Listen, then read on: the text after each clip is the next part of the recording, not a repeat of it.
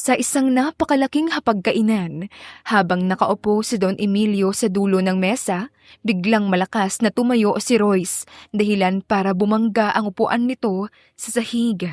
Hindi ako magpapakasal sa kanya, Lolo. Itinuro niya ng madiin si Gemma, na tahimik lamang na nakatayo sa gilid habang nanginginig ang mga kamay.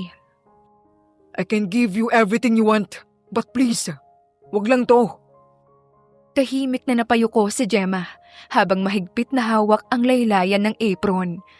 Sa buong hasyenda, kilala si Royce bilang gwapo, mayaman at babaerong tagapagmana ng pamilya Madrigal.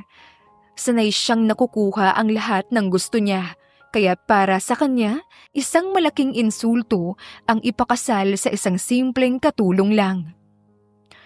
Samantalang si Gemma, isa lamang siyang ordinaryong babae mula sa probinsya. Tahimik, mahinhin at halos hindi makatingin ng diretsyo kay Royce tuwing nagkakasalubong sila sa hasyenda.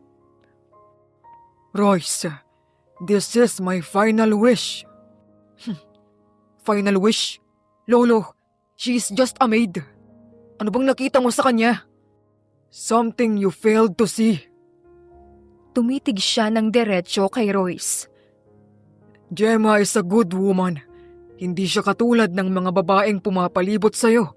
At balang araw maiintindihan mo rin kung bakit siya ang pinili ko para sa'yo. Lalong tumalim ang tingin ni Royce kay Gemma. Those women are my problem, not yours. Exactly. At sawa na akong makita kang winawasak ang sarili mo. Biglang natahimik ang buong silid. Ang ilang kasambahay ay hindi makatingin sa tindi ng tensyon. Habang si Gemma parang gusto nang maglaho sa hiya. Lolo, hindi niyo po kailangang gawin to. Ayos lang po sa akin. No! Napatingin si Gemma sa matanda. Ikaw ang gusto ko para sa apo ko. And that's my final decision. Pero ako ang ikakasal. At hindi ako papayag na itali sa isang hampas lupa lang. Parang sinaksak ang puso ni Gemma sa narinig. Tahimik siyang napaiwas ng tingin habang namumuo ang luha sa kanyang mga mata. Ngunit mas lalong tumigas ang ekspresyon ni Don Emilio. You are selfish, Royce. Selfish? I'm just being honest. At nang mga oras na yun, napahawak na sa kanyang dibdib si Don Emilio. Nahihirapan itong huminga. Don Emilio! Mabilis na lumapit si Gemma upang saluhin ang matanda bago ito tuluyang bumagsak mula sa upuan. Lolo! Sir Royce, tumawag po tayo ng ambulansya! Nanlamig ang buong katawan ni Royce nang makitang namumutla ang kanyang lolo at nahihirapang huminga. Lolo? Lumapit agad siya at hinawakan ang matanda. Lolo, stay with me, okay? Stay with me. Sa unang pagkakataon, nakita ni Gemma ang takot sa mga mata ng lalaking akala niya walang pakialam sa kahit na sino. Makalipas lamang ang ilang minuto, mabilis na naisugod sa ospital si Don Emilio. Punong-puno ng tensyon ang hallway habang paruot parito si Royce sa labas ng emergency room. Magulo ang kanyang buhok at nanginginig ang mga kamay. Tahimik namang nakaupo si Gemma sa isang sulok habang hawak ang kanyang rosaryo. Maya-maya ay lumabas ang doktor. Who is the family? Ako po. The patient suffered a heart attack due to extreme stress. Kailangan niyang umiwas sa matinding emosyon. Mabilis na nakaramdam ng lamig sa katawan si Royce sa kanyang narinig. Napatingin siya sa salamin ng pinto ng silid ng kanyang lolo at doon nakita niya ang matandang mahina na nakahiga. Biglang kumirot ang kanyang dibdib. Lumaki siyang ulila sa magulang at si Don Emilio lamang ang nagpalaki sa kanya. Kahit mahigpit ito minsan, alam niyang mahal na mahal siya ng matanda. At ngayon, posible niya itong mawala. Pwede ko po ba siyang makita? Tumango ang doktor. Pagpasok niya sa silid, agad siyang sinalubong ng mahinang boses ng kanyang lolo. Royce, Lumapit siya rito at marahang hinawakan ang kamay nito. I'm here, Lolo. Ngumiti ng mahina si Don Emilio. Promise me. Napakapit si Royce. Alam na niya kung ano yun. Please, Mary Gemma. Natahimik siya. Mahigpit niyang kinuyom ang kanyang kamao habang pilit nilulunok ang galit at inis sa kanyang dibdib. Ngunit nang makita niya ang mahinang kalagayan ng kanyang lolo, unti-unting bumigay ang kanyang puso. Pagod siyang napabuntong hininga. Fine, I'll do it. Bahagyang lumiwanag ang muka ng matanda. Thank you. Alam kong wala kang pagsisisihan sa desisyon mong yan. Mabait na tao si Gemma at sa kanya lamang kita ipagkakatiwala. Pero sa likod ng malamig na mga mata ni Royce, may nabubuo ng masamang plano. Pagsapit ng gabi, tahimik na nakatayo si Gemma sa garden ng ospital habang pinupunasan ang kanyang luha. Hindi pa rin siya makapaniwalang mangyayari ang lahat ng ito. Bigla niyang narinig ang mabibigat na yabag sa kanyang likuran. Pagharap niya, nakita niya si Royce. Nanlamig ang mukha nito habang nakatingin sa kanya. So, masaya ka na? Hindi po. Maniwala po kayo. Iniisip ko lang po talaga ang kalagayan ni Don Emilio. Wala po akong masamang intensyon. Stop pretending. Ang mga babaeng katulad mo, alam kong pera lamang ang habol sa tulad naming mayayaman. At maswerte ka dahil nauto mo ang lolo ko. At ang masigit pa ron, nais ka pa niyang ipakasal sa akin. Hindi po ako ganon. Hindi ko po inuto ang lolo mo. Ang totoo nga po niyan eh, nagulat din po ako sa naging desisyon niya. Hindi niyo po kailangan magalit sa akin ng ganyan. Huwag po kayong mag-alala. Kakausapin ko po siya tungkol dito. Sa tingin mo ba, hindi ko na ginawa yung sinasabi mo? And look what happened. Muntik ko nang maipahamak ang buhay niya dahil pinipilit ko siyang hindi magpakasal sa'yo. Tapos ngayon sasabihin mong ikaw ang kakausap sa kanya? Listen carefully. I will marry you for the sake of my grandfather. But don't expect me to love you. Nanlaki ang kanyang mata nang marinig ang sumunod na sinabi nito. I'll make your life miserable until ikaw mismo ang sumuko sa kasal na to. At bago pa man makapagsalita si Gemma, tumalikod na si Royce at iniwan siyang umiiyak sa gitna ng malamig na gabi. Hindi alam ni Gemma na iyon pa lamang ang simula ng pinakamahirap na bahagi ng buhay niya. Makalipas ang mahigit 1 linggo at dahil magaling na rin at nakalabas na rin ng ospital si Don Emilio, mas lalo nitong minadali ang kasal. Nairaos ito ng maayos at matiwasay. Kahit pa parehong walang may gusto sa kanila ng kaganapang iyon, pero sa likod ng magarabong selebrasyon, walang pagmamahal sa pagitan ng bagong mag-asawa. Buong kasal ay malamig ang mukha ni Royce. Hindi nito hinawakan ng maayos ang kamay ni Gemma at ni hindi man lang ngumiti sa kanilang litrato. At mas masakit pa roon, ramdam ni Gemma na para siyang isang kahihiyan sa buhay ng lalaking pinakasalan niya.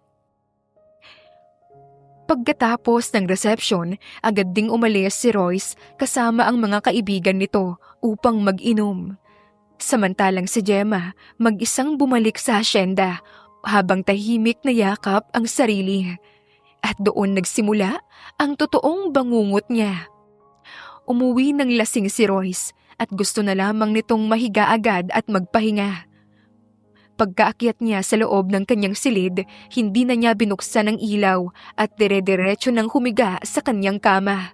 Pero nagulat siya nang parang may nararamdaman siyang ibang tao na nakahiga sa kanyang kama. Agad siyang bumangon at dahan-dahang binuksan ang ilaw sa tabi ng kama. At do'y nagulantang siya sa kanyang nakita. mahimbing nang natutulog si Gemma. Napahawak siya ng kanyang ulo at halatang hindi nagustuhan ang nakikita. Pinilit niya itong gisingin. Hey, wake up! Sino nagbigay sa'yo ng karapatan na dito ka matulog sa silid ko? Bumangon ito agad habang yakap-yakap ang kumot sa katawan niya. Napakurap pa siya at dahan-dahang lumingon kay Royce. Pasensya ka na eh.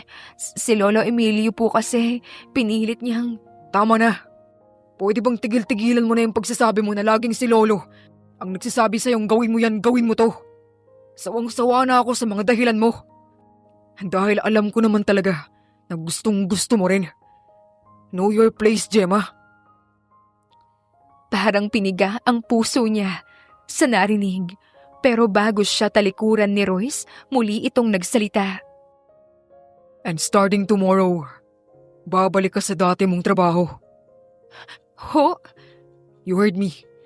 Magsisilbi ka pa rin dito sa asyenda. At mas lalo na sa akin. Hindi ba't asawa mo na ako ngayon? So dapat mo akong pagsilbihan.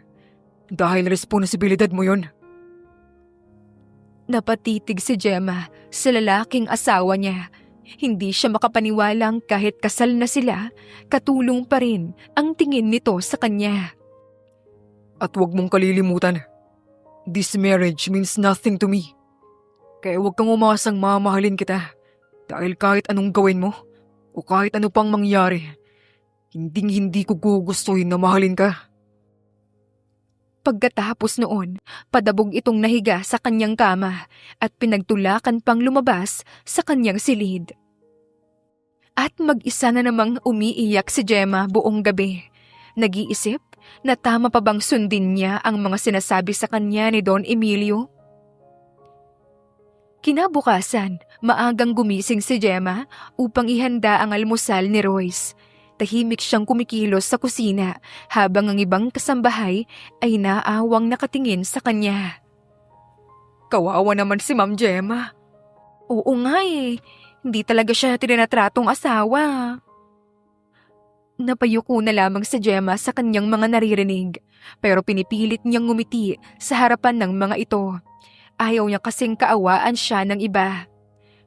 Maya-maya pa, bumaba si Royce mula sa hagdan habang inaayos ang mamahaling relo sa kanyang kamay. Agad na tumayo ng tuwid ang mga kasambahay. Good morning, sir. Ngunit hindi man lang pinansin ni Royce ang mga bati ng kasambahay. Diretso itong umupo sa mesa at malamig na tumingin kay Gemma. May coffee. Mabilis naman siyang nilapitan ni Gemma at maingat na inilapag ang tasa. Ngunit, aksidenteng natapunan ng kaunting kape ang mesa dahil sa panginginig ng kanyang kamay. Nagulantang siya nang malakas na ibagsak ni Royce ang kutsara. Seriously? Kahit simpleng bagay, hindi mo magawa ng maayos?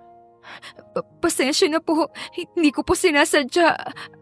Ako na po ang bahalang maglinis niyan. Of course you should. Alam nga namang iasa mo pa sa iba pang kasambahay dyan. Tahimik siyang nagpunas habang ramdam ang tingin ng lahat sa kanya. At bago pa siya tuluyang makalayo, muli na namang nagsalita si Royce. Maybe I should have hired a better maid. Natahimik ang buong opisina. Habang si Gemma ay napapikit na lamang sa sakit na kanyang naririnig. Lumipas ang mga araw, ngunit lalo lamang lumalala ang pagtrato ni Royce kay Gemma ng hindi maganda. Kapag may bisita sa asyenda, sinasadya niya itong ipahiya. Royce, totoo bang asawa mo na ang bagong server mo? Nagtawanan ang mga ito sa mesa. Napahinto sandali si Gemma habang hawak ang wine bottle. Unti-unting bumigat ang dibdib niya nang makita niyang ngumisi rin si Royce. Well, she was a maid before I married her. Uminom siya ng alak habang tila proud pa sa sinasabi. Seriously? Bro, are you out of your mind? Katulong to asawa real quick? Oh my gosh, I can't believe it. You know me, bro. Kilala mo ang mga tipo ko sa babae. Pero wala na ako magagawa pa dahil pinilit lang ako ng lolo ko. Muling nagtawanan ang mga lalaki. Napababa na lamang ng tingin si Gemma habang pilit nilulunok ang kahihiyan. Pakiramdam ni Gemma, gusto niya nang matunaw sa sobrang hiya. Biglang iniabot ni Royce ang kanyang wine glass kay Gemma. Careful with the wine. Tumingin siya ng diretsyo sa asawa. Baka isipin ng mga bisita ko rito na ninanakaw mo rin ang mga gamit dito. Biglang natahimik ang buong mesa. Namutla si Gemma. Royce, Ngunit tila walang pakialam ang lalaki. what? I'm just being honest. Mahigpit na napakagat si Gemma sa labi upang pigilan ang pagluha sa harap ng lahat. Pagkatapos mailapag ang wine, mabilis siyang yumuko. Excuse me po. Mabilis siyang naglakad palabas ng dining hall at dumiretso sa kusina. Pagkapasok niya sa kusina, agad siyang napasandal sa lababo. Tuluyan nang bumagsak ang kanyang mga luha. Tahimik siyang umiiyak habang nanginginig ang balikat. Hindi niya maintindihan kung bakit kailangang ganito ang trato sa kanya ni Royce. Hindi naman siya humingi ng kahit ano. Hindi niya ginusto ang kasal. Tinanggap lamang niya yun dahil sa kagustuhan ni Don Emilio. Napapikit si Gemma habang pinupunasan ang kanyang mga luha. Pero bakit pakiramdam niya? Isa siyang napakalaking kasalanan sa buhay ni Royce. Tirik na tirik ang sigat ng araw ng mga oras na yon nang biglang may tumigil na isang mamahaling sasakyan sa tapat ng malaking hasyenda ng pamilya Madrigal. Mabagal na bumukas ang pinto nito at lumabas ang isang napakagandang babae na nakasuot ng mamahaling sunglasses at fitted na dress na halatang imported. Si Trina, isang socialite na matagal nang baliw na baliw kay Royce Madrigal. Matapos ang 2 taon sa ibang bansa, ngayon lamang siya muling nakabalik ng Pilipinas at ang una niyang pinuntahan ang hasyenda kung saan nakatira si Royce. Ngumiti siya habang pinagmamasdan ang malaking mansyon. Oh, I miss this. I miss this place.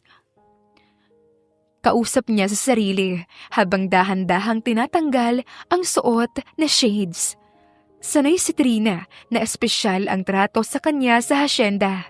Noon pa man, malapit na siya kay Don Emilio dahil madalas siyang sumasama kay Royce sa mga party at family gathering. Sa isip niya, oras na lamang ang bibilangin bago tuluyang mahulog sa kanya si Royce.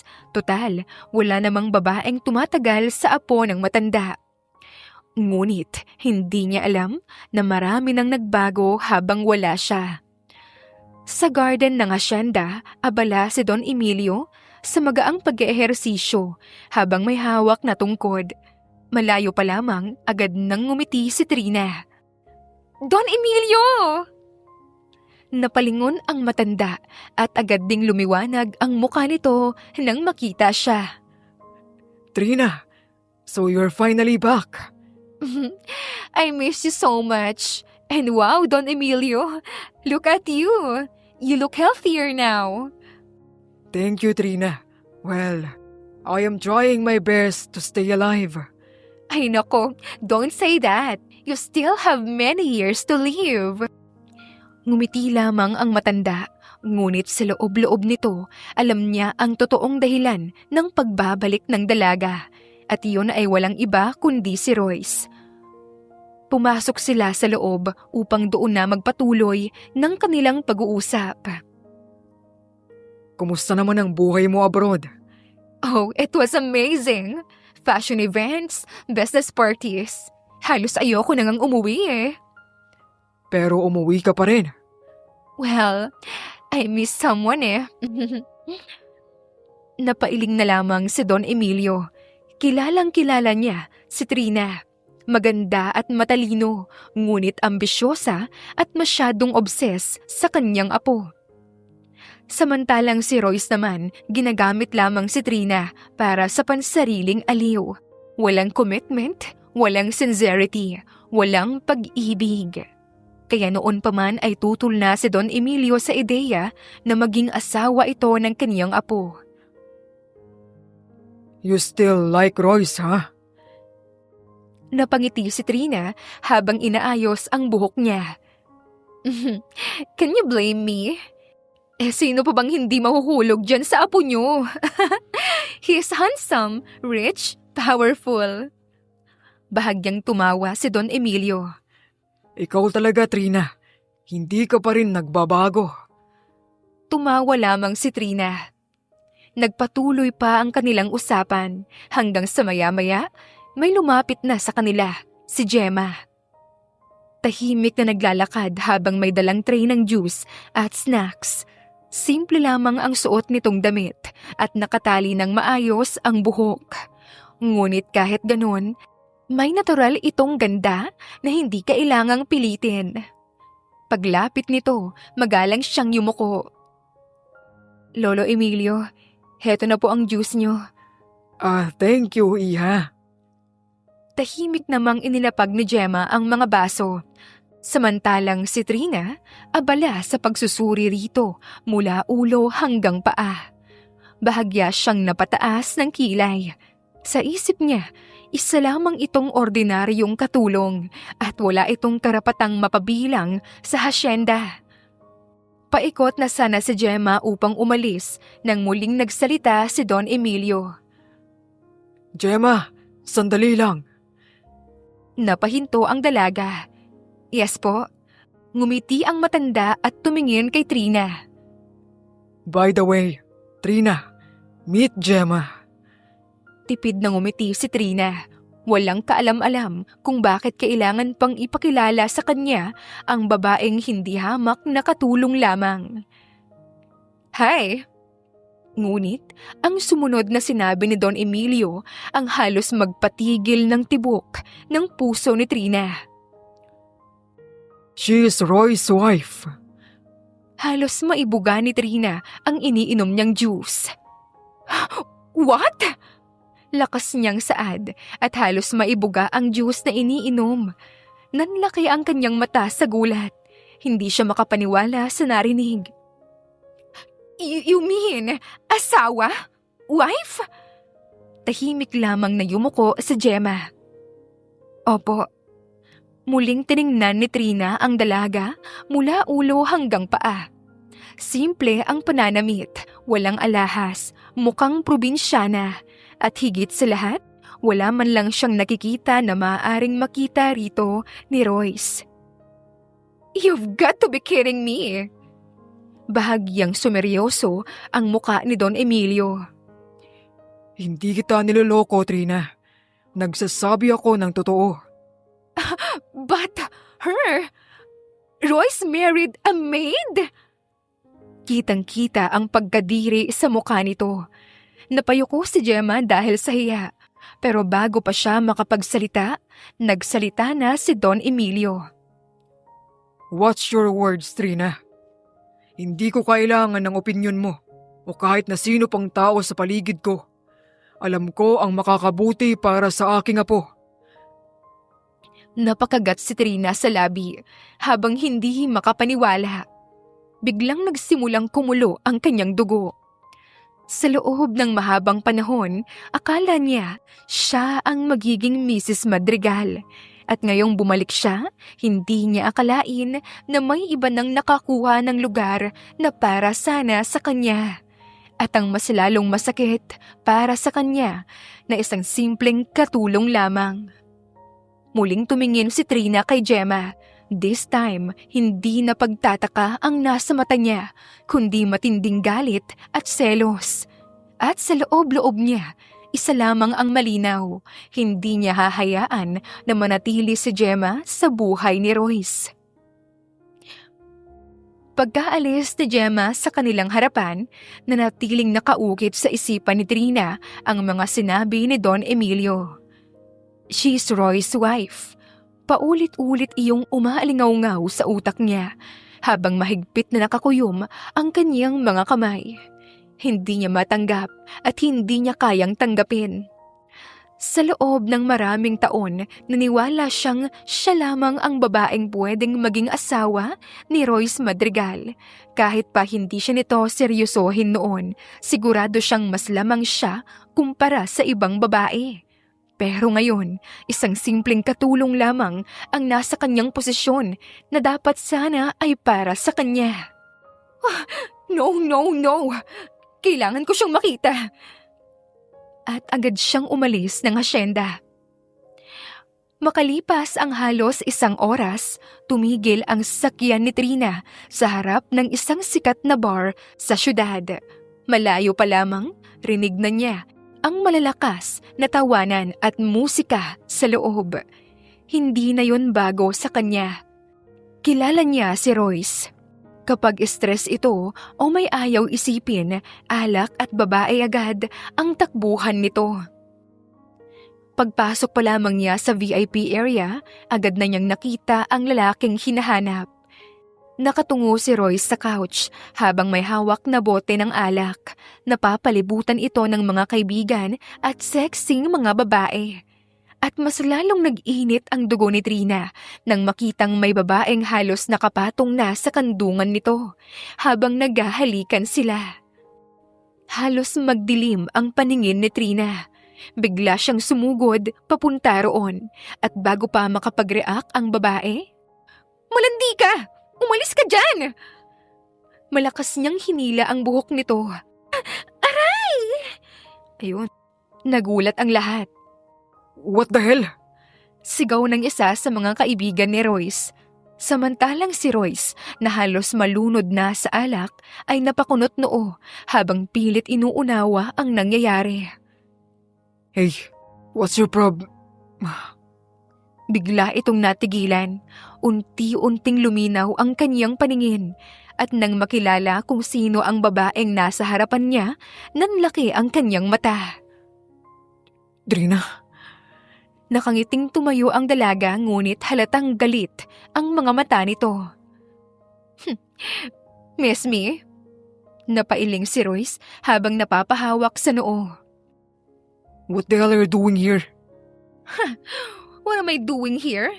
Ako ang dapat nagtatanong sa'yo. Anong ginagawa mo dito? Muling tumingin si Trina sa babaeng kanina kahalikan ni Royce. "And you? Get lost!" Hindi na nakapalagpa ang babae dahil sa hiya. Mabilis itong umalis kasama ang ibang babae. Habang ang mga kaibigan naman ni Royce ay natatawang nagkatinginan. Oh, mukhang trouble to ah. Ngunit wala nang pakialam si Trina. Lumapit siya kay Royce at agad hinablot ang braso nito. "Come with me, let's go." Bahagyang natawa si Royce. You're bossy as ever. Lasing na si Royce at halos matumba na sa pagtayo. "Shut up and walk!" At dahil sobrang lasing na ang binata, wala na rin itong nagawang pagtutol. Dali-daling tinungo ni Trina ang kanyang kondo. Nakasandal lamang si Royce sa upuan ng sasakyan habang nakapikit. Samantalang si Trina ay palihim na sinusulyapan ito habang nagmamaneho. Kahit gaano karaming taon na ang lumipas, mahal pa rin niya ang lalaki. At mas lalong sumisikip ang kanyang dibdib tuwing naiisip niyang may asawa na ito. Pagdating nila sa kondo, hirap na hirap siyang alalayan si Royce papasok. "You're freaking heavy!" Bahagyang natawa si Royce. You miss me? "Don't flatter yourself." Pagpasok nila sa kwarto, agad na bumagsak si Royce sa kama. Humiga ito habang nakapikit at halatang wala na sa huwisyo. Tahimik na napatitig si Trina rito. Guwapo pa rin. Ito pa rin ang lalaking matagal niyang minahal. At ngayong magkasama silang muli, ayaw na niyang pakawalan pa ito. Dahan-dahan siyang lumapit.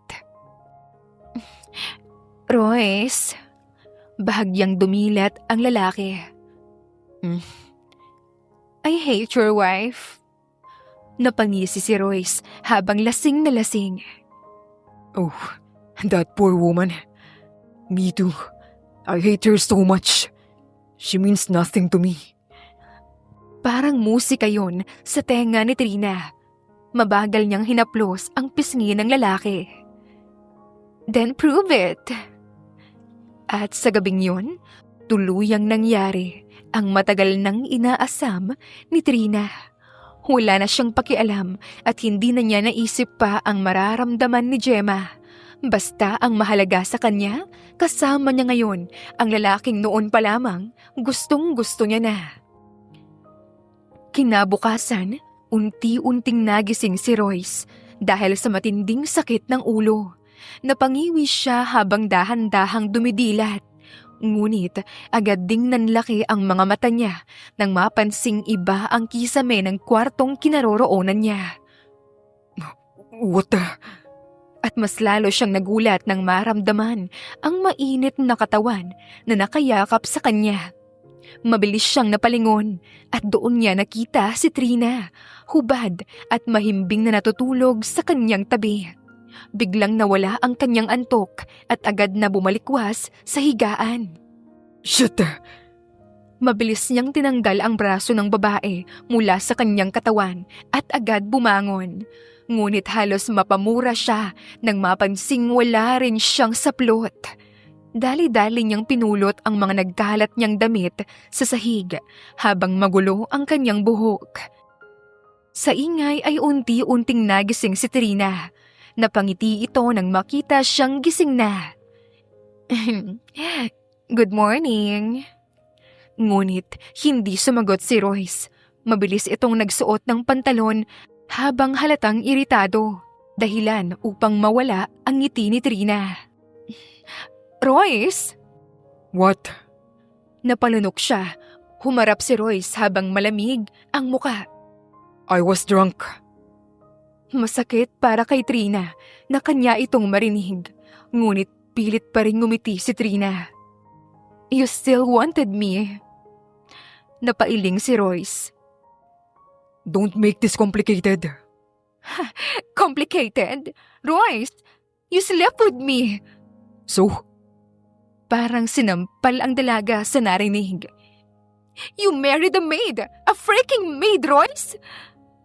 Napatigil ang lalaki at sa mga oras na yon, sumeryoso ang mukha nito. Wag na wag mong babanggitin ang pangalan ng babaeng yun dito. Natigilan si Trina. Habang tahimik lamang si Royce na isinusuot ang relo niya, biglang tumulo ang luha ni Trina. So what am I to you? Para usan? At saka mo lang kakailanganin kapag gusto mo lang? Ano? Sumagot ka, Royce! Natahimik ang lalaki. Ngunit, ang sumunod nitong sinabi ang tuluyang dumurog sa puso ni Trina. Stop! Alam mo sa sarili mo kung ano ka lang sa akin, Trina. And if I didn't marry Gemma, hindi pa rin kita pakakasalan. Parang tumigil ang mundo ni Trina. Nanlaki ang mga mata niya at unti-unting namumuo ang luha. Napabuntong hininga naman ang binata bago malamig na tumalikod. You know me better than anyone, Trina. Royce! I don't love you. Ever since, wala akong nararamdaman sa'yo. I'm sorry.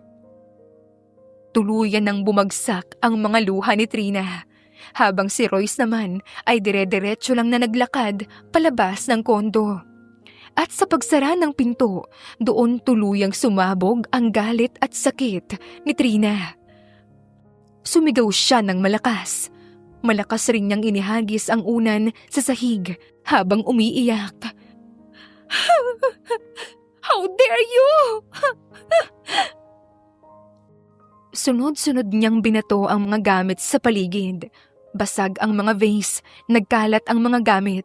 Doon niya ibinunton lahat ng galit at sakit ng nararamdaman niya. Sa buong buhay niya ngayon lamang siya tuluyang tinanggihan ng lalaking mahal niya. At ang mas masakit roon, kasal pa ito sa isang babaeng katulong lamang.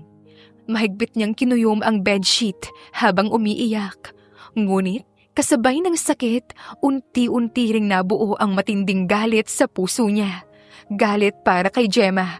At sa sandaling iyon, isinumpa ni Trina sa sarili niya na gagawin niya ang lahat para lamang mawala si Gemma sa landas nila ni Royce. Umaga ng mga oras na yon, abala na agad ang mga kasambahay sa paglilinis ng buong hasyenda.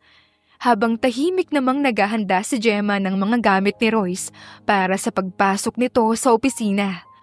Sa loob ng malaking silid ni Royce, nakaharap ang binata sa salamin habang inaayos ang cufflinks ng kanyang polo. Tahimik namang lumalapit-lapit si Gemma sa kama at mesa habang inaayos ang briefcase, laptop at mga dokumentong dadalihin nito. Hindi sila nag-uusap, parang mga estranghero lamang at hindi bilang mag-asawa ang turingan. At gustuhin mang magsalita ni Gemma, hindi niya magawa dahil alam niyang umpisa pa lamang talagang ayaw na sa kanya ni Royce at napilitan lamang ito na pakasalan siya. Nasaan ang blue folder? Mabilis namang lumapit si Gemma at iniabot iyon. Heto. Kinuha yun ni Royce nang hindi man lang tumitingin sa kanya. Ngunit bago pa man makapagsalita si Gemma, biglang bumukas ang pinto ng silid. Agad silang napalingon at dooy bumungad si Trina. Nakasandal ito sa pinto habang nakangiti. Ngunit ang ngiting iyon halatang may kasamang pangaasar. Well, hi! Good morning to a new lovely couple. Bahagyang napangiti naman si Gemma, samantalang si Royce napakunot noo. Ano namang ginagawa mo rito ng ganito kaaga? Hindi agad sumagot si Trina.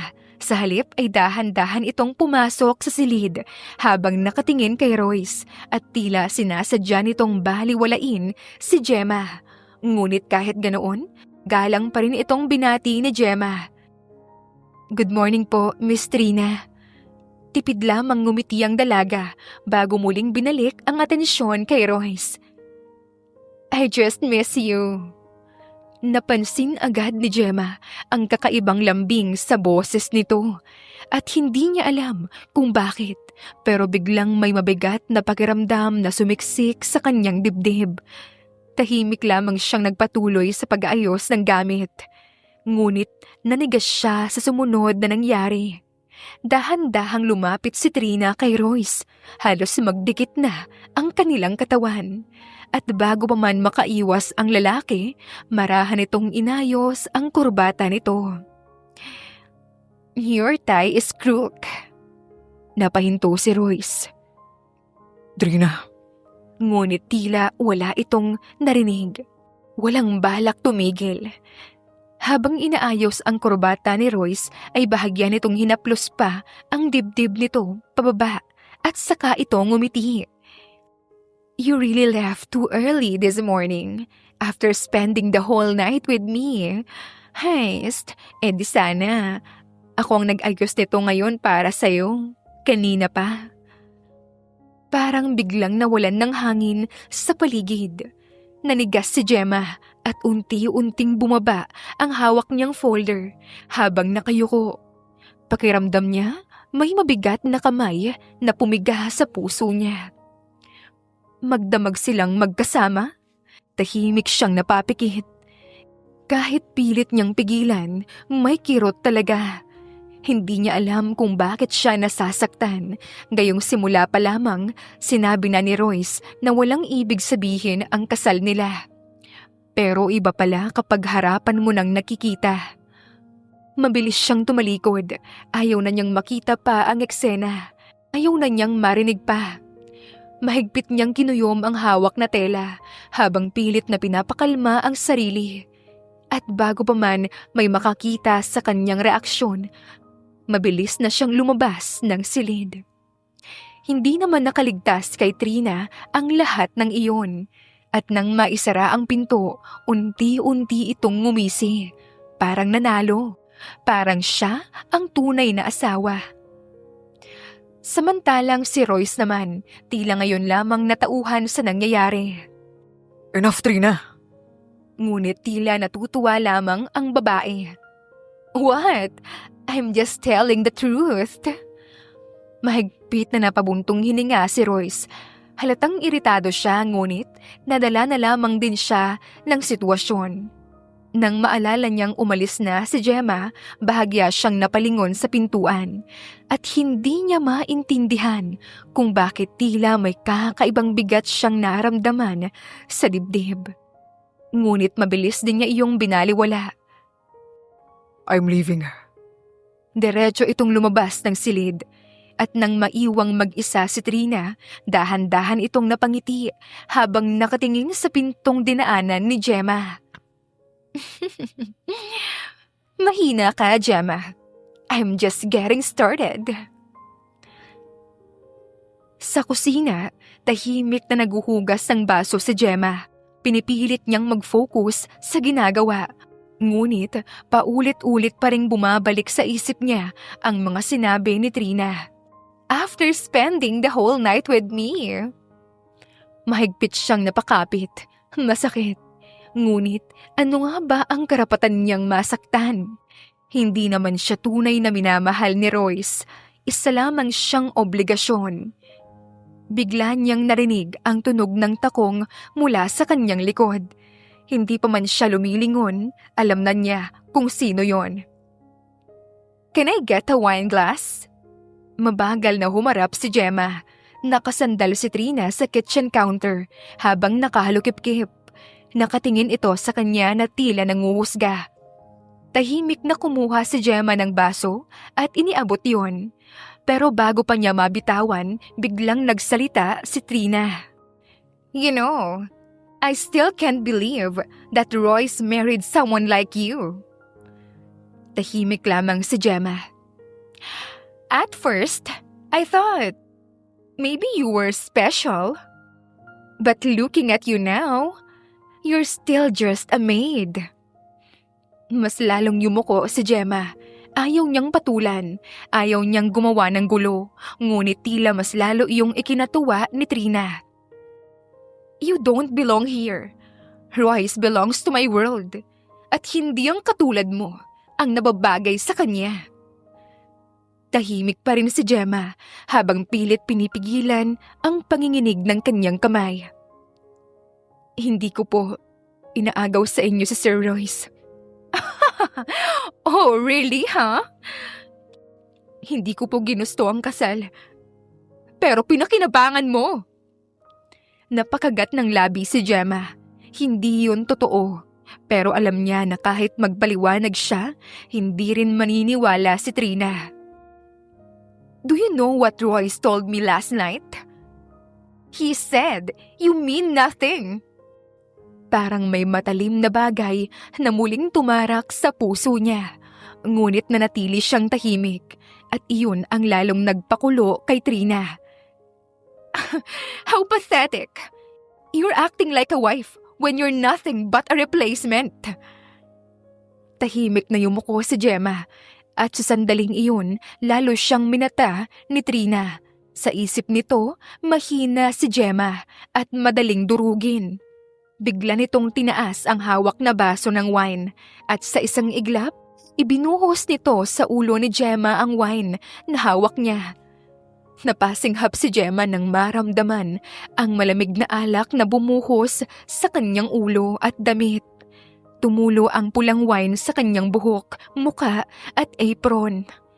Ngumisi lamang si Trina habang pinagmamasdan ang nakayukong si Gemma.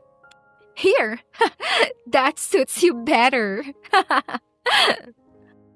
Tahimik lamang si Gemma habang tumutulo ang wine sa kanyang katawan. Ngunit hindi pa rin siya sumagot at iyon lamang ang lalong nagpasaya kay Trina. Ambisyosa! Mahigpit na kinuyom ni Gemma ang kanyang palad. Nararamdaman niya ang paghapdi ng mata niya dahil sa pinipigilang luha. Pero sa kabila ng lahat, hindi siya lumaban dahil ayaw niyang maging katulad ng babaeng nasa kanyang harapan. Tahimik lang niyang pinunasan ang wine sa mukha niya. Natigilan si Trina. Hindi niya inaasahan na magiging ganoon lang kakalma si Gemma. At sa unang pagkakataon, may kakaibang inis na naramdaman si Trina. Dahil mas lalo lamang siyang nagmumukhang masama habang si Gemma ay nananatiling tahimik at marangal. Makalipas ang 1 linggo, tila mas lalo lamang naging tahimik si Gemma. Patuloy pa rin ito sa pagsisilbi sa hasyenda na para bang wala lamang siyang nararamdamang sakit mula sa mga pangahamak ni Royce at pangiinsulto ni Trina sa kanya. At iyon ang lalong hindi maunawaan ng lalaki. Bakit ito hindi nagrereklamo? Bakit hindi ito lumalaban? O baka naman, mas magaling lang itong magpanggap. Maagang maaga pa lamang, abala na si Gemma sa likod bahay ng hasyenda. Nakaupo siya sa maliit na bangko habang isa-isang inaayos ang mga damit na lalabahan. Maingat niyang hinihiwalay ang puti sa may kulay habang tahimik na nagbubuklod ng mga polo at slacks ni Royce. Samantalang mula sa balkonahe, sa itaas, tahimik siyang pinagmamasdan ni Royce. Nakasandal ito sa railings habang may hawak na tasa ng kape. At doon, may bigla siyang naisip na plano. Bahagyang napangisi si Royce bago bumaba mula sa hagdan. Gemma, Napatingala agad ang dalaga nang marinig ang boses nito. Po, lumapit naman si Royce habang kunwari ay walang mali siya ang muka. can you get my documents from the car? Opo. Pagkaalis nito, mabilis na kinuha ni Royce ang isa sa mga polo niyang nakapatong sa laundry basket. At mula sa wallet niya, naglabas siya ng makapal na perang tig-1,000 at nagkakahalaga ito ng 10,000 pesos. Dahan-dahan niya iyong isiniksik sa bulsa ng polo bago binalik sa mga lalabhan. Ngumisi siya. Let's see who you really are. Sa isip niya, siguradong hindi makakatanggi si Gemma sa ganoong halaga, lalo pa at alam niyang galing ito sa hirap. At para sa kanya, lahat ng tao may presyo, lalo na ang mga lumalapit sa mayayaman. Makalipas ang ilang minuto, bumalik si Gemma dala ang folder mula sa sasakyan. Heto na po. Kinuha yun ni Royce habang lihim siyang nakatingin sa laundry basket. Walang bakas ng pagkagulat at iyon ang lalong nagpalakas ng kutob ni Royce. She is pretending. Kinabukasan, nagising si Royce ng medyo maaga. Paglabas niya mula sa banyo habang pinupunasan ang buhok gamit ang tuwalya, agad siyang napahinto. May nakapatong na makapal na pera sa kanyang lamesa, kasama ang isang maliit na papel. Sir Royce, may pera pong naiwan sa polo niyo kahapon. Baka po nakalimutan niyo pong alisin. Gemma. Napatitig siya rito. Dahan-dahan niyang nilapitan ang pera at binilang yun. Buo pa rin ito at hindi man lang nabawasan kahit 1,000. Bahagyang kumunot ang kanyang noo. Imposible. Napaupo siya sa gilid ng kama habang nakatitig sa pera. Hindi niya maintindihan kung pera lamang ang habol ni Gemma, bakit hindi nito kinuha, kahit kalahati lang sana. Ngunit mabilis din niyang ipinagkibit balikat yon. Baka may nakakita. Or she is trying to impress me. Ayaw pa rin niyang maniwala dahil sa buong buhay niya, wala pa siyang babaeng nakilalang walang hinihinging kapalit. Lahat gusto ng pera, lahat gusto ng kanyang pangalan, lahat gusto ng Madrigal wealth. Kaya bakit magiging iba si Gemma? Mula sa baba, narinig niya ang boses ni Gemma na nagpapaalam at halatang aalis. Magpapaalam lang po ako sandali. Napalingon si Royce sa pintuan. Boses iyon ni Gemma. Babalik din po ako agad. Tahimik siyang lumapit sa balkonahe at nakita si Gemma na naglalakad palabas ng asyenda habang may hawak na maliit na pouch bag. Bahagyang napakunot noo si Royce. Saan naman kaya yun pupunta? At dahil sa matinding pagdududa, mabilis siyang nagbihis at palihim na sinundan ito gamit ang sasakyan. Tahimik lamang si Gemma habang naglalakad sa maliit na bayan. Simple lamang ang suot nitong blouse at pantalon.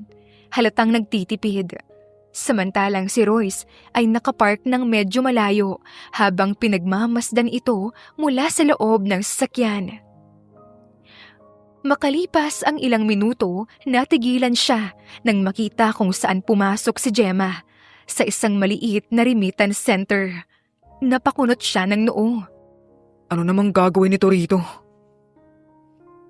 Lumipas ang ilang sandali bago niya muling nasilayan sa loob si Gemma at dooy unti-unting nagbago ang ekspresyon niya. Bumaba siya ng sasakyan at dahan-dahang lumapit sa remittance center. Kita niya na may kinakausap si Gemma sa counter habang iniaabot ang ilang perang gusot. Halatang maingat nitong binibilang ang bawat piraso. Pagkatapos narinig niyang nagsalita ang teller.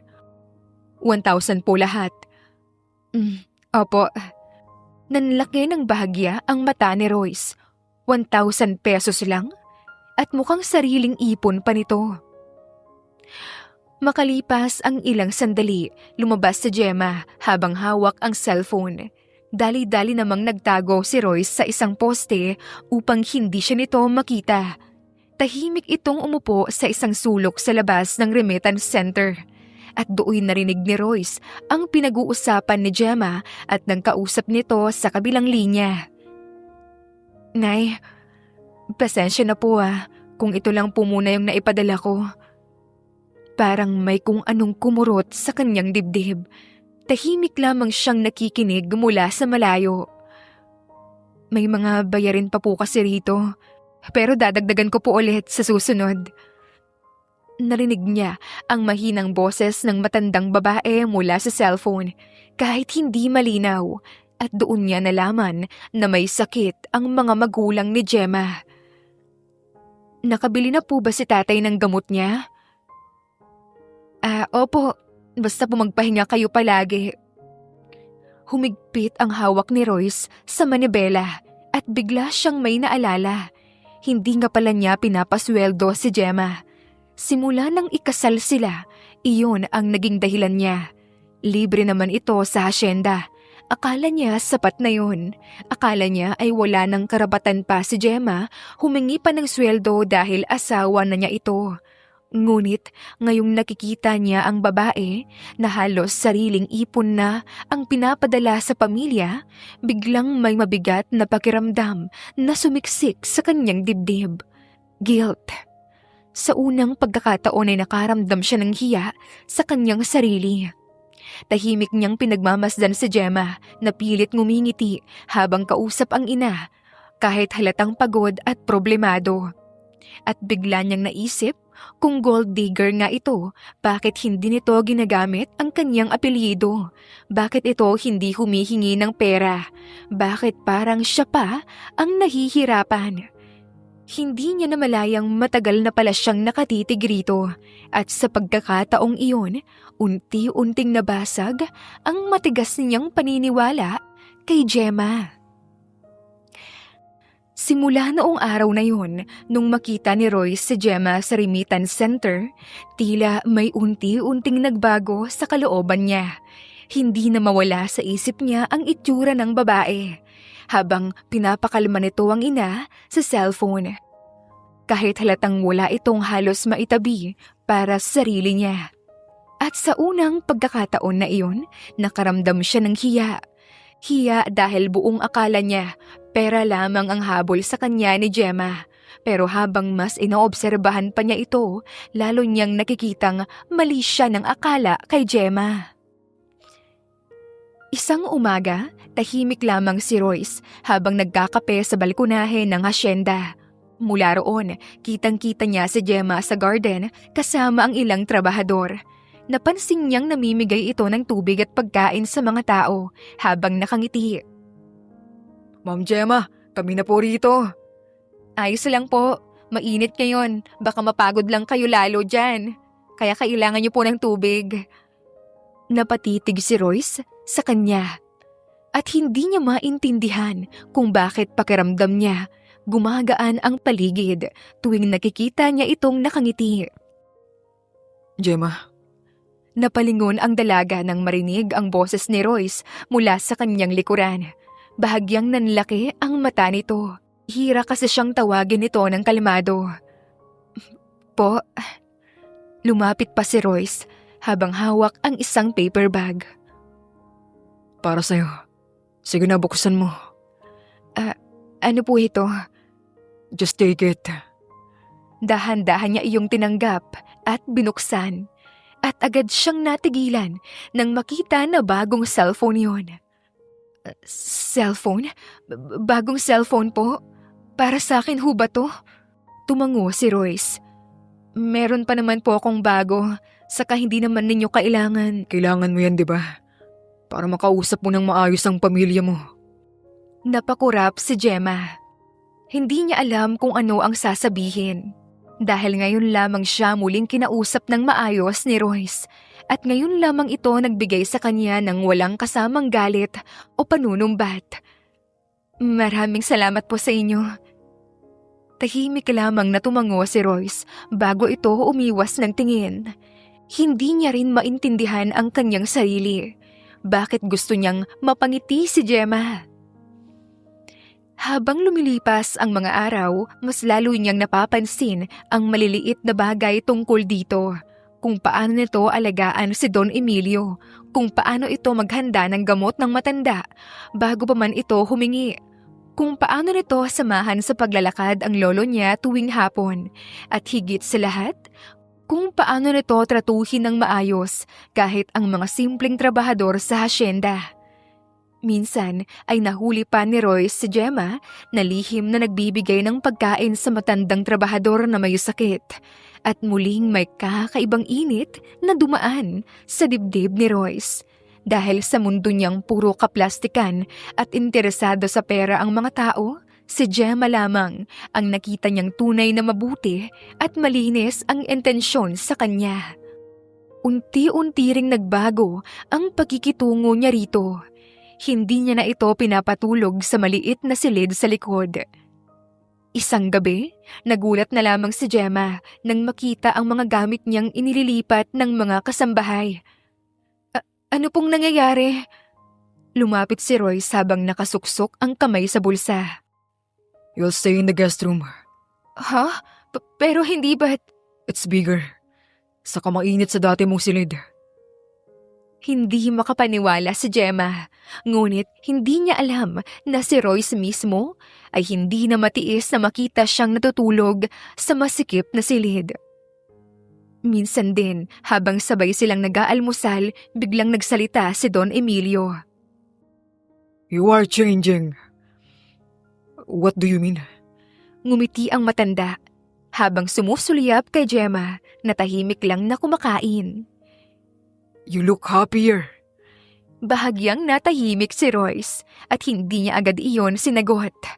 Dahil kahit siya, napapansin rin na madalas na siyang umuuwi ng maaga, mas madalas siyang manatili sa hasyenda at mas madalas niyang hinahanap si Gemma kahit wala naman siyang kailangan dito.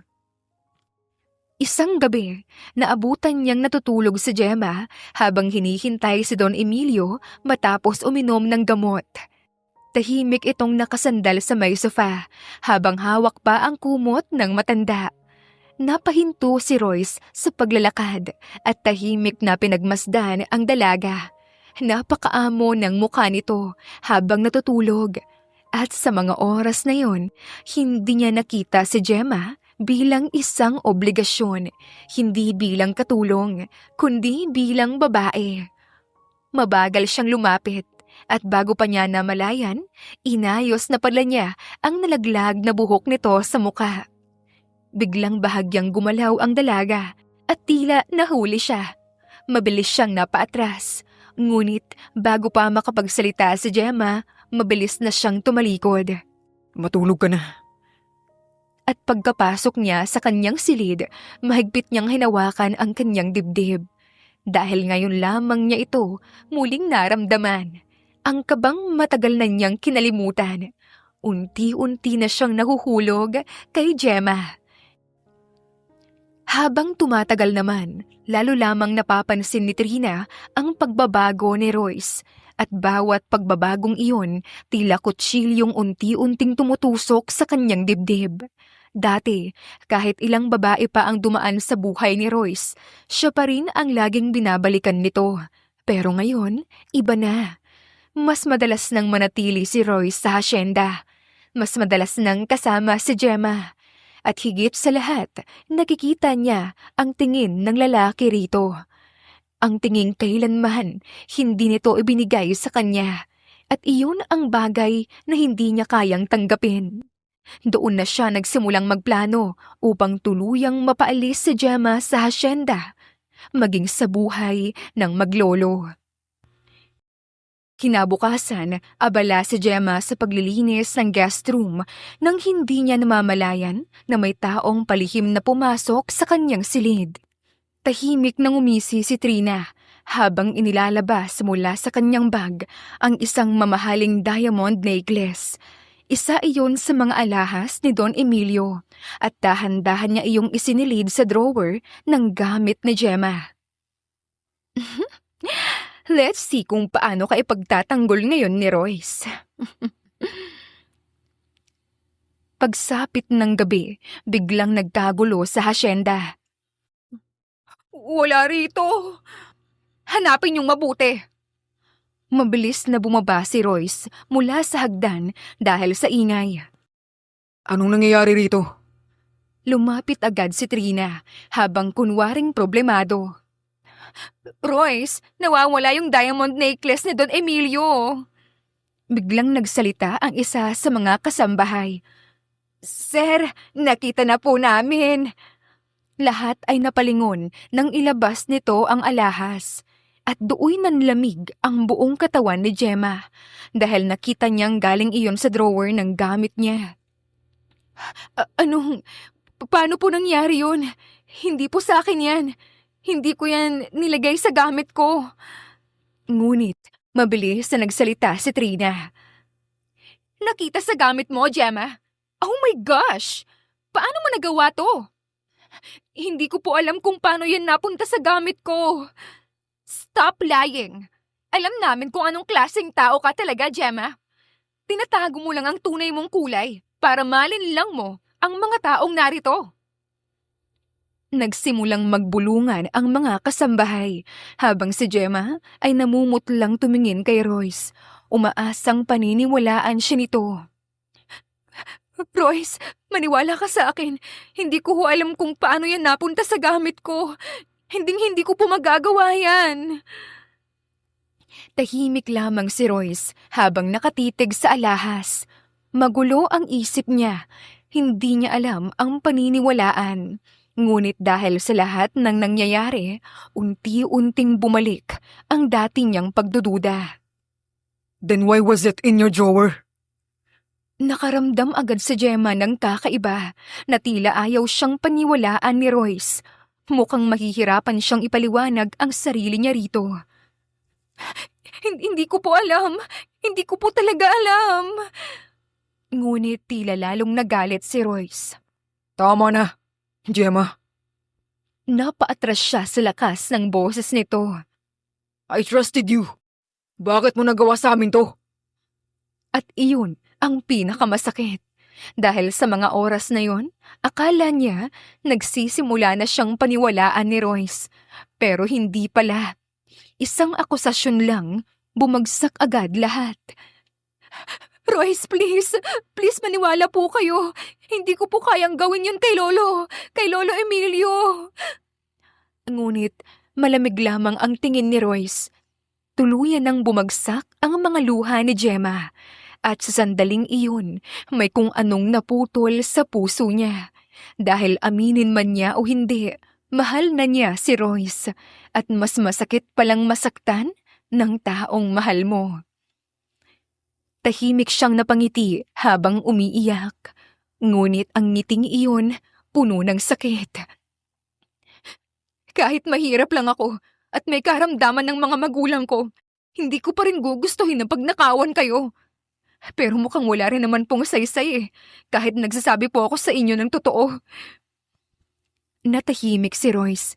Ngunit bago pa siya makapagsalita, dahan-dahan nang tumalikod si Gemma. Mabilis siyang umakyat sa kanyang silid habang tuluyang bumubuhos ang kaniyang luha. Samantalang si Trina ay lihim namang napangiti. Sa wakas, makakaalis na rin si Gemma sa buhay ni Royce. Matapos ang pangyayari, tahimik na nag-impake si Gemma ng kanyang mga gamit. Tahimik siyang umiiyak habang tinutupi ang mga damit. Hindi niya akalain na darating sa puntong ito. Pero pagod na siya, pagod nang maliitin at pagod na ring masaktan. Pagod nang ipilit pa ang sarili niya sa mga taong minamahal niya at inaalagaan. At higit sa lahat, pagod na siyang umasa. Makalipas ang ilang minuto, tuluyan siyang lumabas ng asyenda habang dala ang maliit niyang bag. Ngunit bago pa siya tuluyang makalayo, napatingin siya minsan sa malaking bahay. Ang bahay kung saan una siyang nasaktan at natutong magmahal. Paalam. Samantalang sa loob ng kwarto hindi mapakali si Royce. Paulit-ulit na bumabalik sa isip niya ang mukha ni Gemma habang umiiyak. At hindi niya maintindihan kung bakit, pero parang may mabigat na bagay na unti-unting sumisikip sa kanyang dibdib. Lumabas siya ng kanyang silid at agad na tinungo ang labas. Bigla siyang napatigil nang mapansin niyang tahimik ang buong hasyenda. Masyadong tahimik. At doon niya naalala, hindi pa niya naririnig ang boses ni Gemma. Nasaan si Gemma? Nagkatinginan ang mga kasambahay bago mahinang sumagot ang isa. Umalis na po siya, sir. Parang biglang nanlamig ang buong katawan ng lalaki. Ano? What do you mean umalis na? Kanina pa po, uuwi raw muna siya sa probinsya nila. Tahimik na napaatras si Royce at sa mga oras na yun, nakaramdam siya ng matinding takot. Hindi dahil sa galit at pride, kundi dahil sa posibilidad na tuluyan nang mawala sa kanya si Gemma.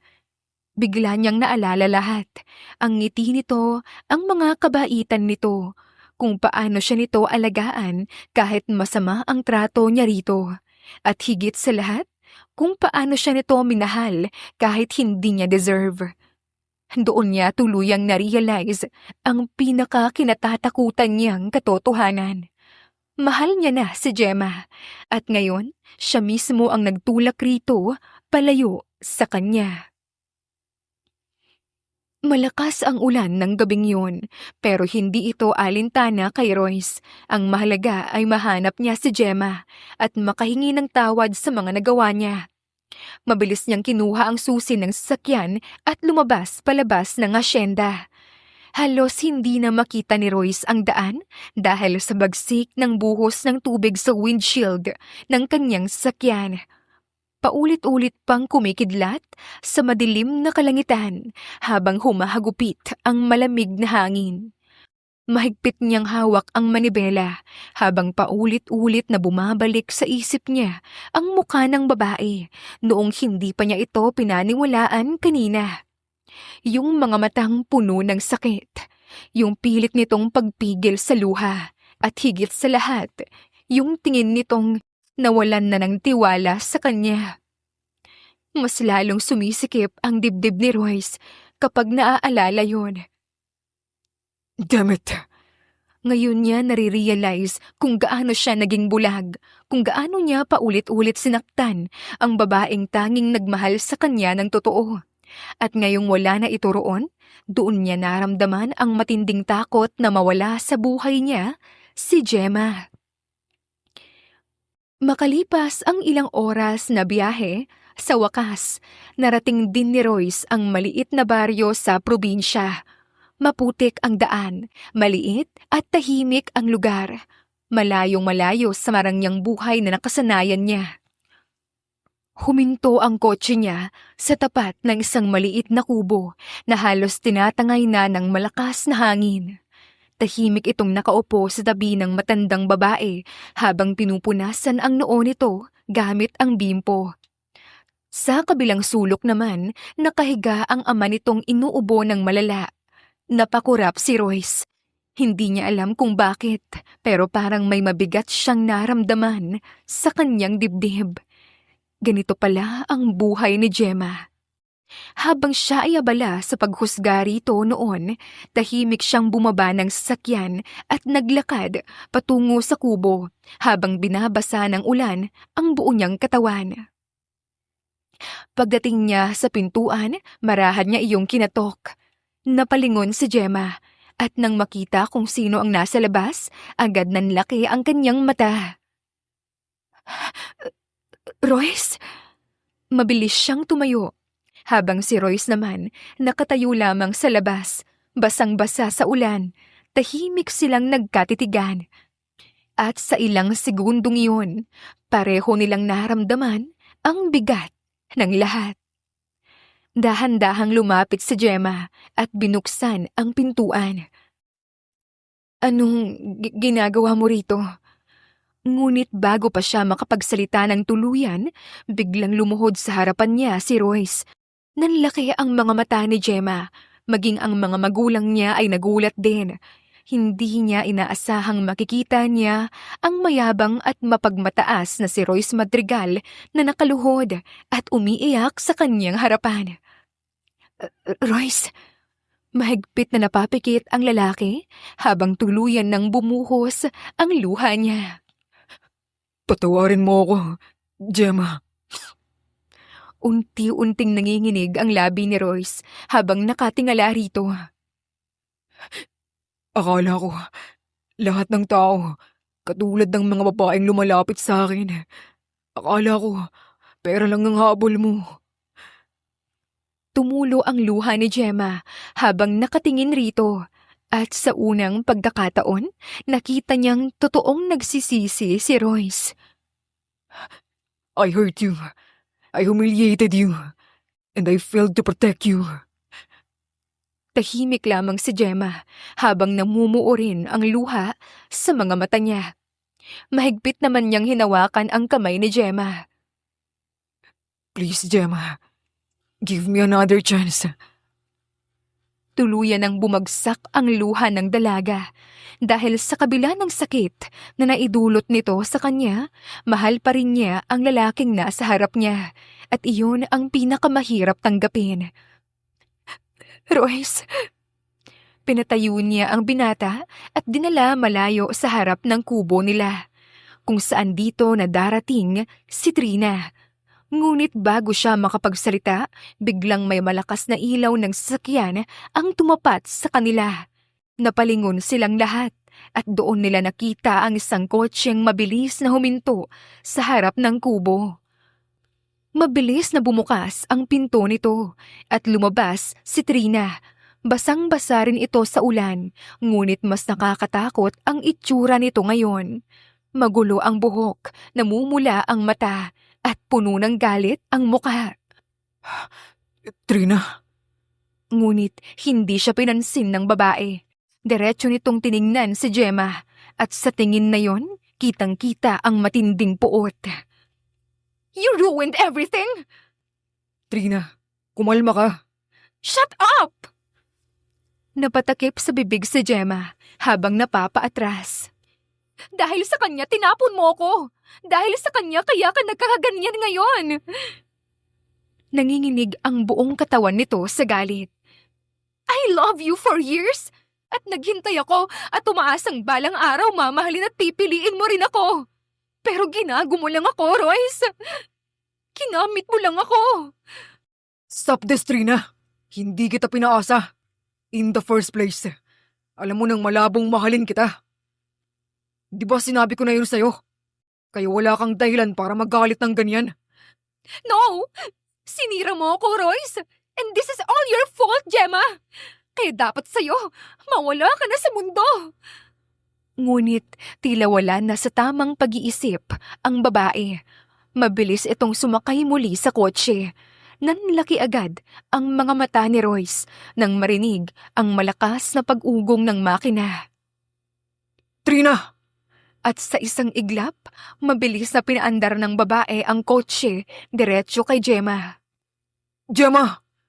Nanigas si Gemma sa takot. Hindi siya makagalaw. Masyadong mabilis ang lahat. Pero bago pa man siya mabangga, agad siyang itinulak ni Royce palayo. Royce! Umalingaw-ngaw ang malakas na tunog ng pagkakabangga. Napahiyaw si Gemma nang makitang tumilapon si Royce sa putikan matapos siyang saluhin nito mula sa paparating na sasakyan. Diyos ko, Royce! Tumigil ang sasakyan ni Trina.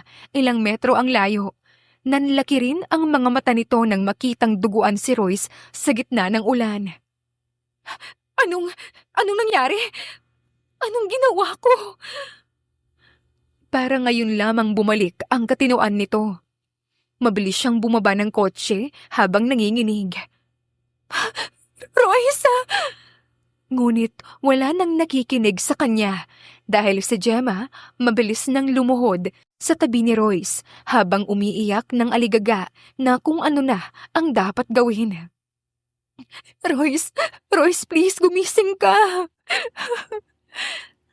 Bahagyang dumilat si Royce at kahit hirap na hirap, pilit pa rin siyang ngumiti kay Gemma. Ayos ka lang.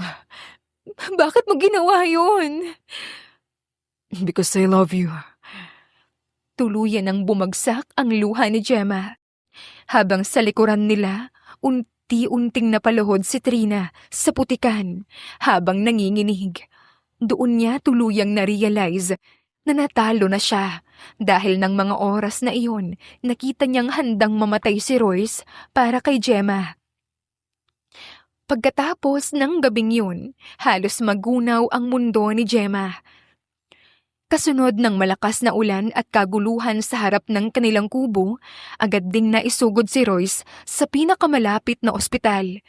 Duguan ito at walang malay. At habang sakay ng ambulansya, mahigpit lamang nahawak ni Gemma ang kamay nito habang tuloy-tuloy ang kanyang pag-iyak. Please, huwag mo akong iwan, Royce. Lumaban ka, Royce. Please, please.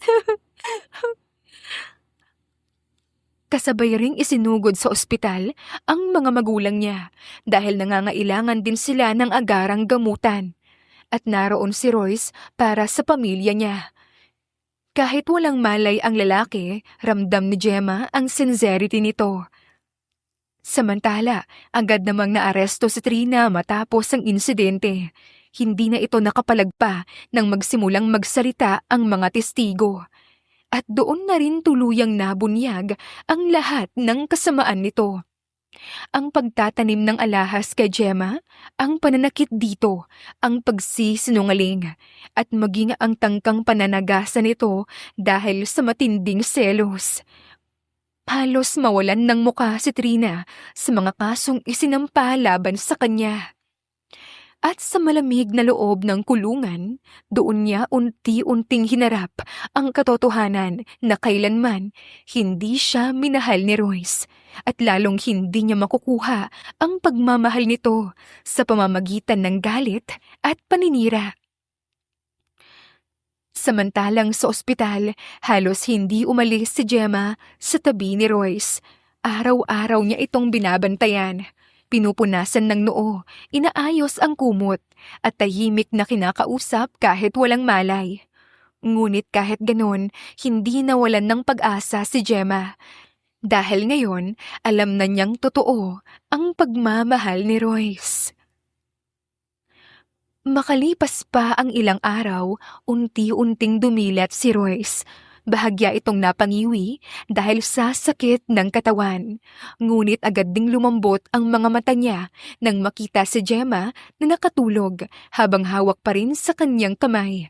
Napangiti siya at sa pagkakataong iyon ng buhay niya, nakaramdam siya ng kapayapaan.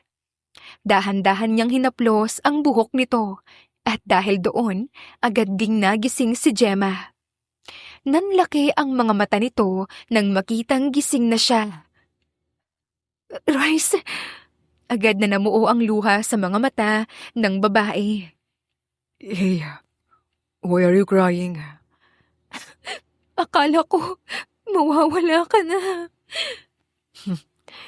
Hindi pa pwede. Hindi pa kita nababawi. Mas lalo siyang napaiyak habang mahigpit na hinahawakan ang kamay nito. At sa sandaling iyon, unti-unting naghilom ang lahat ng sakit sa pagitan nilang dalawa. Makalipas lamang ang 1 linggo, tuluyan nang nakalabas ng ospital si Royce, kasabay rin ng pagbuti ng kalagayan ng mga magulang ni Gemma matapos itong tulungan ni Don Emilio sa pagpapagamot. At doon ay unti-unti ring nagsimulang mabuong muli ang kanilang pamilya. Hindi na katulad ng dati si Royce, mas naging kalmado na ito, naging maalaga, at higit sa lahat, mas naging totoo. Madalas na siyang makita ng mga trabahador na tumutulong sa hasyenda kasama si Gemma. At sa tuwing may magtatangkang utusan si Gemma, si Royce na mismo ang umaawat. At bawat araw, lalo lamang napapatunayan ni Gemma na seryoso na ito. Makalipas ang ilang buwan, muling naging masaya ang buong hasyenda ng mga Madrigal. Ngunit ngayon, ibang klase na ang saya. Hindi na puno ng yabang, hindi na malamig, kundi puno na ng pagmamahal at pagkakaisa. Isang hapon, nagtipon-tipon ang mga trabahador at kasambahay sa garden ng hasyenda para sa simpleng salo-salo na inihanda ni Royce at Gemma bilang pasasalamat sa lahat. Masayang nagtatawanan ang mga tao habang tumutugtog ang mahinang musika sa paligid. Samantalang sa gitna ng garden, magkatabing nakatayo sina Royce at Gemma. Simple lamang ang suot ni Gemma, ngunit mas lalo itong gumanda sa mga mata ni Royce. Hindi na niya nakikita rito ang katulong na minsan niyang minata, kundi ang babaeng nagligtas sa kanya mula sa pagiging malamig at makasarili. Dahan-dahang hinawakan ni Royce ang kamay nito at tumingin sa mga mata ni Gemma. Pero bago pa ito makapagtanong, mahigpit siyang niyakap ni Royce sa harap ng lahat. Agad namang napangiti ang mga tao sa paligid. Samantalang si Gemma nagulat. Royce? Ngunit mas lalo siyang napaiyak nang marinig ang sumunod nitong sinabi. Hindi ka isang gold digger. Bahagyang kumalas si Royce sa yakap upang titigan siya ng diretso sa mga mata. Ikaw ang pinakamayamang babae na dumating sa buhay ko. Mahal na mahal kita, Gemma. Mahal na mahal din kita, Royce. Tuluyan nang bumagsak ang mga luha ni Gemma. Ngunit ngayon, hindi na yun luha ng sakit, kundi luha na ng saya. Sa wakas, narinig na niya ang mga salitang matagal niyang hinintay at higit sa lahat, naramdaman niya na tunay siyang minahal.